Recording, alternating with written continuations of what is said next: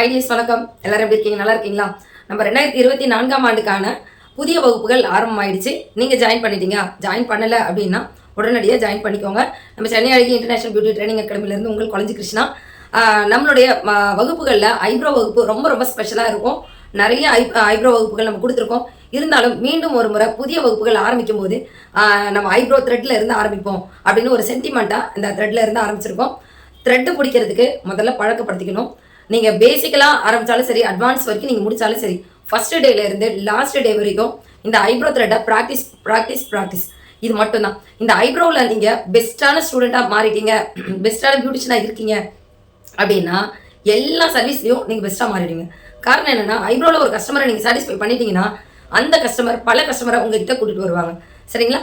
ஐப்ரோவை நம்ம நேரடியாக வகுப்புகளில் நிறைய ஐப்ரோ எடுக்கிறத கூட உங்களுக்கு காமிச்சிருக்கோம். அந்த வீடியோவில் நீங்கள் போய் பாருங்கள்.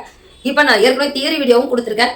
அப்படின்னா நீ இப்போ என்ன பண்ண போகிறோம் அப்படின்னு கேட்டிங்கன்னா, ஒரு சென்டிமெண்டலான ஐப்ரோ த்ரெட்ல இருந்து ஆரம்பிக்கணும் அப்படின்றதுக்காக தான் மீண்டும் ஒரு முறை இந்த ஐப்ரோ த்ரெட்டை நான் எடுத்திருக்கேன். ஓகேங்களா? இப்போ ஐப்ரோ த்ரெட்டை நம்ம எப்படி பிடிக்கணும் அப்படின்றது எல்லாமே நம்ம பார்ப்போம். எப்பயுமே த்ரெட் எடுத்து நம்ம வாயில் வைக்கிறதுக்கு முன்னாடி இந்த நூலை எடுத்து இப்படி போட்டுட்டு அதுக்கப்புறமா எடுங்க. உங்களுடைய பல்லுடைய பகுதி எந்த பகுதியில் ஸ்ட்ராங்காக பிடிக்குமோ அந்த பகுதியில் நீங்கள் பிடிக்கணும். லெஃப்டா ரைட்டா இதெல்லாம் நீங்கள் பார்க்கணும். உங்களுடைய பல்லு இந்த நூலை டைட்டாக பிடிக்கிறது எதுவாக இருந்தாலும் அதில் நீங்கள் பிடிச்சிக்கலாம். இப்போ என்னுடைய 4 விரல்களில் 3 விரல் தான் இந்த நூலில் இருக்குது.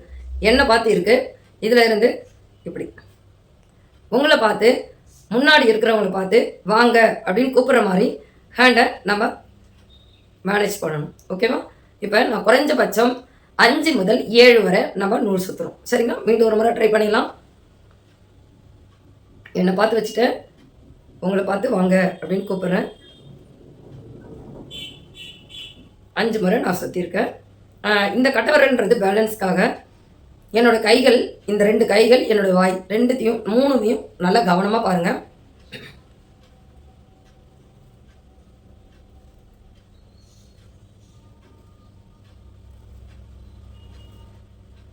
இந்த கை இப்படி விலகும்போது இந்த கை லூஸ் விடுது. இந்த கை இப்படி மூடும்போது இந்த நூலை கீழே விடலை. அப்போ என்ன பண்ணுது? இந்த கட்டவரல் ஸ்ட்ராங் ஆக்குது.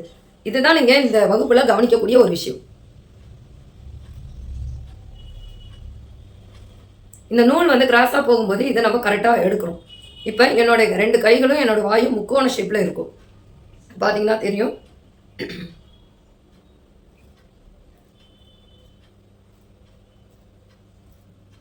ஓகேங்களா? இப்படி தான் நீங்கள் கொடுக்கணும். இதை நீங்கள் இப்படி ஐப்ரோ பண்ணும்போது இப்படி வளைச்சாலும் இந்த வாய்க்கிட்டையும் இந்த 2 கைக்கிட்டையும் இருக்கிற இடம் முக்கோண ஷேப்பில் இருக்கணும். அப்படி இருந்தால் மட்டும்தான் நீங்கள் எடுக்கிற ஐப்ரோஸ் ரொம்ப அழகாக வரும். இதை நீங்கள் ப்ராக்டிஸ் பண்ணிக்கணும். பாருங்கள், இப்போ நான் இந்த இடத்துல வைக்கிறேன் அப்படின்னா இப்படி இருக்கும். இந்த இடத்துல வச்சேன்னா இப்படி இருக்கும். இங்கே வைக்கும்போது இப்படி இருக்கும். இப்படி வளைக்கும் போது இப்படி இருக்கும். என் தலை எந்த பக்கம்லாம் சாயுதோ அந்த பக்கம்லாம் என் கைகளும் சாயும். இந்த 2 கைகளும் என்னோட வாயும் முக்கோண ஷேப்லேயே இருக்கும். இதை நீங்கள் கவனத்தில் வச்சுக்கிட்டிங்கன்னா ஷேப் ரொம்ப அழகாக கொடுக்க முடியும். அது இல்லாமல் ப்ராக்டிஸ் ரொம்ப முக்கியம். இந்த ப்ராக்டிஸில் இந்த நூல் வந்து இந்த ஸ்கின்னில் இப்படி தான் படணும். அதை விட்டு இப்படி அழுத்தமாக இப்படி படவே கூடாது. இங்கே பாருங்கள், என்னோடய ஸ்கின்னில் வச்சு காமிக்கிறேன். பாருங்கள் எவ்வளோ கோடு விழுந்திருக்கு. இந்த அளவுக்கு இருக்கக்கூடாது. இதை பாருங்கள், இப்படி தான் படணும். இந்த அளவுக்கு தான் இருக்கணும். இந்த அளவுக்கு தான் இருக்கணும். இந்த அளவுக்கு தான் எடுக்கணும். இப்படி அழுத்தமாக நீங்கள் நூலை வைக்கக்கூடாது. அப்படி வைக்கிறதுனால என்ன ஆகுனா சதையில் காயம் ஆகும். இந்த காயம் ஆயிடுச்சுன்னா நெக்ஸ்ட் டைம் உங்ககிட்ட கஸ்டமர் வரமாட்டாங்க, பயந்துருவாங்க. அவங்ககிட்ட போனால் ஸ்கின் டேமேஜ் ஆகிடும் அப்படின்னு பயந்துருவாங்க. அப்போ நீங்கள் அவங்களுக்கு கொடுக்கக்கூடியது ஒரு நம்பிக்கை. இப்போ ஷேப் மாறிடுச்சுன்னா கூட ஏதாவது பண்ணி அட்ஜஸ்ட் பண்ண முடியும். ஆனால் காயம் ஆயிடுச்சுன்னா ஒன்றுமே பண்ண முடியாது. ஆனாலும் நம்ம ஒரு பெஸ்ட் பியூட்டிஷனாக இருக்கணும் அப்படின்னா நீங்கள் ஷேப்பும் கரெக்டாக கொடுக்கணும், காயமும் ஆகாமல் இருக்கணும், அவங்களுக்கு வலியும் குறைவாக இருக்கணும். இப்படி பர்ஃபெக்டாக ஐப்ரோ பண்ணுறவங்களுக்கு தான் கஸ்டமர் நிறைய பேர் வருவாங்க. அப்போ நீங்கள் இதை கவனத்தில் வச்சுட்டு நீங்கள் ஐப்ரோ கொடுக்கணும். சரிங்களா? இப்போ மீண்டும் ஒரு முறை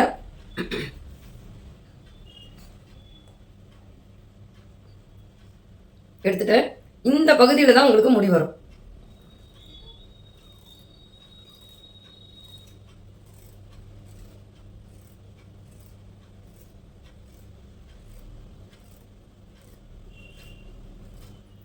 என்னடா அது கையை சுற்றி கொண்டு வராங்கன்னு பார்க்குறீங்களா? நம்மளோட ஐப்ரோஸ் வந்து ஒரே இடத்துல இருக்காது. இந்த கைகள் இப்படி கொண்டு வந்து இப்படி வரணும், இப்படி கொண்டு வந்து இப்படி வரணும். அப்போ இந்த கைகளை நீங்கள் எந்த பக்கம் திருப்பும் போதும் இந்த கை தடுமாறக்கூடாது. அப்போ நீங்கள் என்ன பண்ணணும்? நீங்கள் ப்ராக்டிஸ் பண்ணும்போதே இப்படி இப்படி செயல்படுத்தணும். இப்போ நம்ம ஹேர் ஸ்டைல் போடும்போது இப்படி சீவுவோம், இப்படி கால்களை நவுத்துவோம், இப்படி சீவுவோம், இப்படி எடுப்போம். ஹேர் ஸ்டைலில் கைகளையும் கால்களையும் நம்ம தலையும் சாய்ச்சி தான் நம்ம ஹேர் ஸ்டைல் போடுவோம். சேம் அதே மாதிரி தான் ஐப்ரோ பண்ணும்போதும் நம்ம கைகளை மாற்றி மாற்றி நம்ம யூஸ் பண்ணுவோம். இப்போ நம்ம இந்த டம்மிக்கு ஐப்ரோ எப்படி எடுக்கலாம் அப்படின்றத உங்களுக்கு நான் காமிக்கிறேன். இப்போ பாருங்க, இந்த டம்மியில் ஷேப் எப்படி இருக்குது, இது வந்து ஷேப்பாகவே இருக்குது. ஆனால் நம்மகிட்ட வந்து அந்த மாதிரி ஷேப்போடலாம் கஸ்டமர் வரமாட்டாங்க. நூல் நம்ம சுற்றிக்கலாம். வலதுபுறம் எடுக்கும்போது முன்பக்கம் இருக்கணும், இடதுபுறம் எடுக்கும்போது இப்படி நம்ம பின்பக்கம் எடுக்கணும். சரிங்களா? நான் இப்போ பேக் சைடு இருந்து நான் எடுக்கிறேன். அவங்களுடைய தலையை நன்கு இப்படி சாய்ச்சிக்கலாம். எடுத்துக்கிறேன். எந்த இடத்துல இருந்து முதல்ல ஆரம்பிக்கிறேன் கவனிங்க. உங்களுடைய நூல் எக்காரணம் கொண்டும் அந்த டம்மியோடைய அந்த இந்த ஐப்ரோஸ்குள்ளார போகாத மாதிரி ப்ராக்டிஸ் பண்ணணும் நீங்கள்.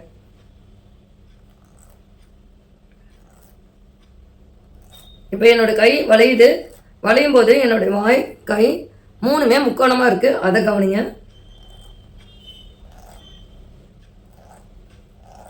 இப்போ இப்படி தான் நீங்கள் ப்ராக்டிஸ் கொடுக்கணும். அதே மாதிரி கீழே கொடுக்கும்போது எப்பயுமே மேலே எடுக்கக்கூடாது, ஃபஸ்ட்டு கீழே தான் எடுக்கணும். கீழே எடுக்கும்போது இந்த பகுதி தான் முதல்ல எடுக்கணும்.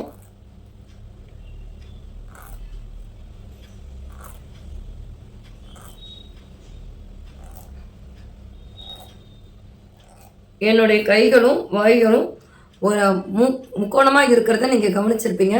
இப்படி தான் வச்சு நான் எடுக்கிறேன். இந்த முக்கோணம் ரொம்ப கவனமாக இருக்கணும். அப்போ தான் உங்களுக்கு அந்த கை இப்படி வளையும் போது அழகாக இருக்கும். சரி, இந்த ஐப்ரோஸோடைய தியரியை நம்ம பார்க்கலாமா? ஐப்ரோஸ் வந்து எப்படி எடுக்கணும் அப்படின்றத டம்மியில் பார்த்தீங்க. இப்படி தான் நீங்கள் ப்ராக்டிஸ் பண்ணணும். இப்போ நீங்கள் எடுக்கும்போது இப்படி ரொம்ப அழுத்தமாக இல்லாமல் மைல்டாக எடுத்தீங்க அப்படின்னா அந்த கஸ்டமர் வந்து தலையை ஆட்டிட்டாலோ இல்லை கண்ணு சிமிட்டிட்டாலோ அல்லது வலிக்குதுன்னு டக்குன்னு ஏஞ்சிட்டாலோ அவங்க ஸ்கின் வந்து டேமேஜ் ஆகாது. ஒருவேளை நீங்கள் ரொம்ப அழுத்தமாக வச்சுட்டீங்க அப்படின்னா அவங்க டக்குன்னு ஆடும்போது என்ன ஆகுனா கை ஸ்லிப் ஆகிட்டு காய ஆகிறதுக்கு வாய்ப்புகள் இருக்குது, இல்லை முடி ஏதாவது போகிறதுக்கும் வாய்ப்புகள் இருக்குது. ஓகேங்களா? இதிலெல்லாம் நீங்கள் ரொம்ப கவனம் வச்சுக்கணும். ஒவ்வொரு ஐப்ரோ முடிஞ்ச உடனே அந்த நூலை கட் பண்ணி போட்டுட்டு தான் நீங்கள் பண்ணணும். சரி, ஐப்ரோடைய ஷேப்புக்கு தகுந்த மாதிரி நம்ம முகத்தோடைய ஷேப்புக்கு தகுந்த மாதிரி நம்ம ஐப்ரோ எடுக்கணும். ஓகே, ஒவ்வொருத்தவங்களுடைய ஃபேஸ்க்கும் ஒவ்வொரு விதமான ஷேப் இருக்கும். ஷேப் வந்து round phase, oval phase, diamond phase, அந்த மாதிரி டிஃப்ரெண்ட் டைப்பில் இருக்குது இல்லையா? அந்த டிஃப்ரெண்ட் டைப்புக்கு தகுந்த மாதிரி தான் ஐப்ரோஸும் மாறும், கண் கருவிழிகளும் மாறும், நம்ம மூக்கு பகுதிகளும் மாறும். இதெல்லாம் வச்சு கால்குலேஷன் பண்ண ஒரு சயின்ஸ் தியரி தான் இப்போ நீங்கள் பார்க்க போகிறது. என்னன்னு பார்த்தீங்கன்னா, ஒரு ஐப்ரோஸ் வந்து அதுக்காக நூல் வச்சோ ஸ்கேல் வச்சோ நம்ம அளக்க போகிறது இல்லை. ஒரு கஸ்டமர் நமக்கு முன்னாடி வந்த உடனே நம்ம கண்ணே அவங்க அளக்கும். இப்போ நீங்கள் அனுபவம் வாய்ந்த பிறகு நீங்கள் யோசிச்சு பாருங்கள். ஒரு கஸ்டமர் வந்த உடனே அவங்களோட ஃபேஸ்க்கு என்ன மாதிரி ஐப்ரோ கொடுக்கலாம்னு நீங்களே கெஸ் பண்ணி சொல்கிறீங்க இல்லையா? அதே மாதிரி இந்த நோஸோடைய இந்த பகுதியில் இதோட பாயிண்ட் இருக்கணும். அதாவது இந்த பகுதி இதோட நீங்கள் பாக்ஸ் செக்ஷனாக பிரித்து அதோட எடுக்கணும். இதுக்கு நடுப்பகுதி எல்லாம் எடுத்துகிட்டு இந்த நோஸ் கிட்ட இருந்து இப்படி இருக்கக்கூடிய பகுதிகளில் தான் நீங்கள் இதில் இருந்து தான் ஐப்ரோஸ் எடுக்க ஆரம்பிக்கிறீங்க. அதே மாதிரி தான் இங்கேயும் இதில் இருந்து தான் ஐப்ரோஸ் எடுக்க ஆரம்பிக்கிறீங்க. அதுபோல் ஒருத்தவங்களோட இந்த எண்டு எது வரைக்கும் இருக்கணும் அப்படின்றத அவங்களுடைய ஐப்ரோஸே முடிவு பண்ணும். ஒவ்வொருத்தவங்களுக்கு அந்த எண்டு வந்து இருக்காது. இல்லைனாலும் அவங்களுக்கு ஐப்ரோ டச்சப் கொடுக்க சொல்லி நீங்கள் கஸ்டமர்கிட்ட ரெஃபர் பண்ணலாம். இப்போ இந்த மூக்கு பகுதிகளில் இருந்து கவனிங்க. இந்த மூக்கு பகுதிகளில் இருந்து இந்த கண் வழியாக வந்து இந்த இடத்துல த்ரெட்டு நிற்கிது. இப்போ பாருங்க, இந்த இடத்துல த்ரெட்டு நிற்கிது. த்ரெட்டு வந்து கிராஸ் ஆகக்கூடாது. மூக்கு பகுதிகளில் இருந்து இது வரைக்கும் நிற்கிது. ஆனால் இவங்களுக்கு இருக்கிற ஐப்ரோஸ் எங்கே இருக்குது?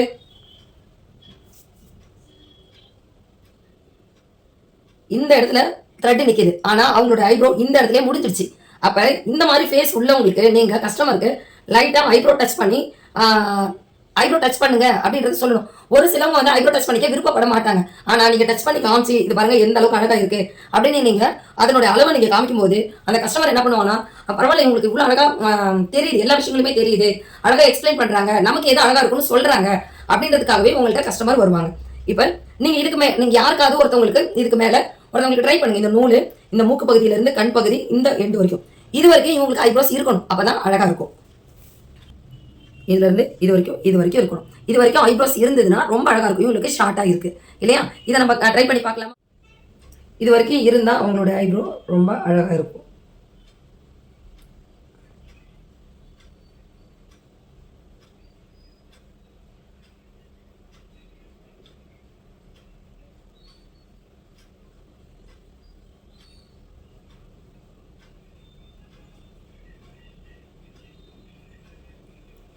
பாருங்கள், அழகாக இருக்குல்ல? இதுதான் சயின்ஸோடைய தேரி. இப்போ இந்த பகுதி பாருங்கள் ஷார்ட்டாக இருக்குது.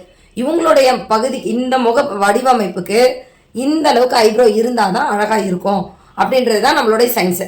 அப்போ நீங்கள் கால்குலேட் பண்ணுறது ஒவ்வொருத்தவங்களுடைய முகத்துக்கும் இதுக்கு மேலே நீங்கள் நூல் வச்சு உங்களுடைய ஃப்ரெண்ட்ஸ் சர்க்கிளில் முதல்ல பாருங்கள், கஸ்டமருக்கு பார்க்காதீங்க. நூல் வச்சு இப்படி பாருங்கள். இப்போ பாருங்கள் கரெக்டாக இருக்குது. அந்த ஐப்ரோஸ் வரைக்கும் இது வரைக்கும் இருக்குது பார்த்தீங்களா? இந்த மாதிரி தான் நீங்கள் ஐப்ரோஸை கால்குலேஷன் பண்ணணும். அவங்களோட ஃபேஸை பார்த்த உடனேயே நம்ம கைகள் வந்து நம்மளுடைய மூளைகள் வந்து சொல்லணும் இந்த ஷேப் வந்து எது வரைக்கும் இருக்குது அப்படின்னு. அதுக்காக நூல் வச்சோ ஸ்கேல் வச்சோ அவங்க ஃபேஸை அளக்கக்கூடாது. இப்போ இந்த சைடு இருக்கிற ஐப்ரோஸ்க்கும் இந்த சைடு இருக்கிற ஐப்ரோஸ்க்கும் உங்களுக்கு டிஃப்ரெண்ட் தெரியுதுங்களா? இது அழகாக இருக்கா, இது அழகாக இருக்கா? அவங்களோட ஃபேஸ் லுக்கையே மாற்றி இருக்குல்ல இந்த பகுதி. இது போல தான் ஒவ்வொருத்தவங்களுடைய லுக்கும். இப்போ நீங்களே அவங்களுக்கு ஐப்ரோஸ் வச்சு காமிச்சிட்டு அனுப்பும்போது என்ன பண்ணுவாங்க, அந்த மாதிரி அவங்க வீட்டில் ட்ரை பண்ணுவாங்க. நீங்கள் பேசுகிற விதம் அவங்களுக்கு பிடிச்சி போயிட்டு அவங்க உங்களுடைய பார்லருக்கு ஐப்ரோஸ் எடுக்க வருவாங்க. சரிங்களா? இப்போ நம்ம ஐப்ரோஸ் எடுக்கக்கூடிய விஷயங்கள் இந்த நோஸ் பகுதியில் இருந்து இது வரைக்கும். இப்போ பாருங்கள், இந்த இடத்துல இருக்கு அவங்களுடைய ஐப்ரோஸ்.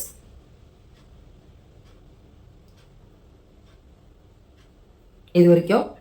அதுக்கப்புறம் நம்ம இந்த லென்த்து கனெக்ட் பண்ணிட்டோம்.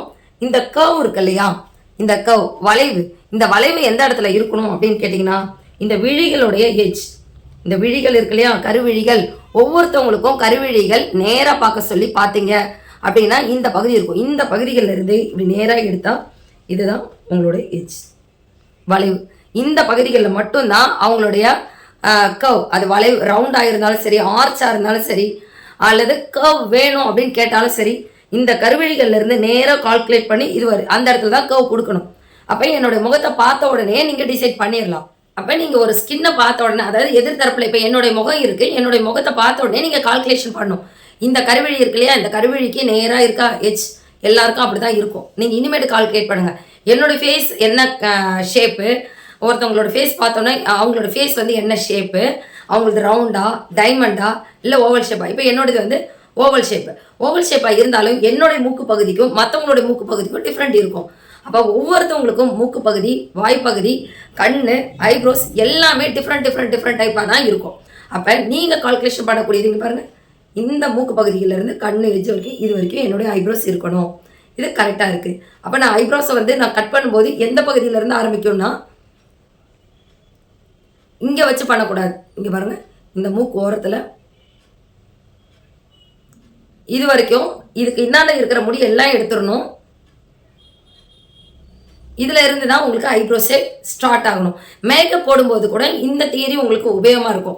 நீங்கள் கிட்டக்க இருந்து ஐப்ரோஸ் போட்டுறாமல் இந்த நூலுடைய தியரியை ஃபாலோ பண்ணி ஐப்ரோஸோடைய எஜ் வரைக்கும் நீங்கள் வரைஞ்சி விட்டு பண்ணும்போது என்ன ஆகும்னா ரொம்ப அழகாக இருக்கும். அதுமாதிரி ஐப்ரோஸ் மேக்கப்பில் பண்ணும்போது கூட இந்த பகுதி தூக்குவீங்கல்ல, அப்போ இந்த இடத்துலையோ தூக்கிடாமல் அவங்கள நேராக பார்க்க சொல்லி இந்த கருவிழியோடைய எஜ்ஜில் இருந்து புள்ளி வச்சு அந்த இடத்துல டேர்ன் பண்ணிங்க அப்படின்னா சூப்பராக இருக்கும். அது மேக்கப்காக இருந்தாலும் சரி, ஐப்ரோஸ்க்காகவே இருந்தாலும் சரி, அப்படிதான். சரி, சில பேர் நினைக்கலாம் அவங்களுக்கு எஜ்ஜே இல்லை, புருவமே இல்லை, அப்படி இருக்கும்போது நம்ம என்ன பண்ண முடியும் அப்படின்னு கேட்டிங்கன்னா உங்களால் முடிஞ்ச அளவுக்கு இதை கால்குலேட் பண்ணி தான் நீங்கள் ஐப்ரோஸ் எடுக்கணும். அவங்களுக்கு இல்லாத பட்சத்தில் அவங்களுக்கு என்ன பண்ணுறீங்க, அட்வைஸ் பண்ணுறீங்க, இந்த மாதிரி ஐப்ரோஸ் வைங்க உங்களுக்கு சூப்பராக இருக்கும் அப்படின்னு சொல்லும்போது உங்களுக்கு இருக்கிற நாலேஜ் வந்து கஸ்டமருக்கு தெரியும்.